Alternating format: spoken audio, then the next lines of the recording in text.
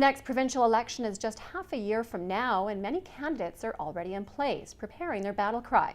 The leader of a fringe party is in our region this week, seeking out members and potential candidates. John Cummins is trying to rally support for his fledgling party in northern BC.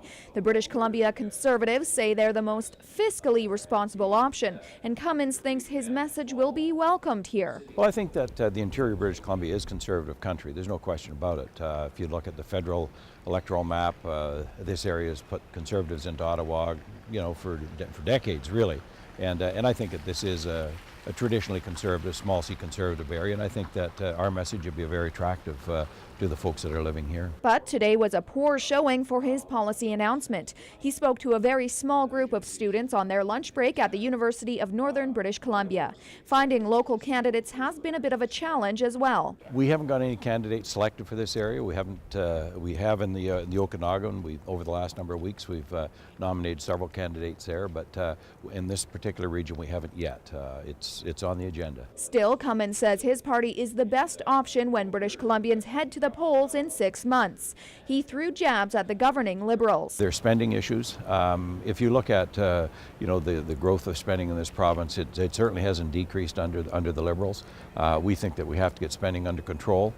We have already proposed a number of weeks ago that we would devote the fall session of the legislature to addressing spending issues. We are a free enterprise party that has made a difference in British Columbia. While the world has weathered one of the most difficult economic circumstances that it's faced in decades, British Columbia fared extremely well. That's because we have a focus on jobs and on families and a strong economy. Looking further to the left, Cummins had harsh words for BC's NDP, which he fears could take the next election. It's not that long ago that we were talking about the dark days of the 90s, and I think that there's obviously great concern throughout British Columbia about that. Quite frankly, the 90s were actually a pretty prosperous time and decade for us under the leadership of the NDP.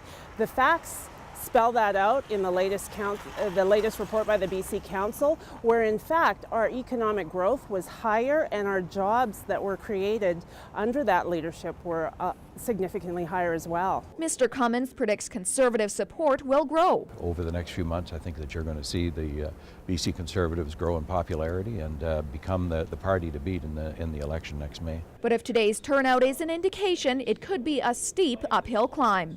Aileen Machel, CKPG News.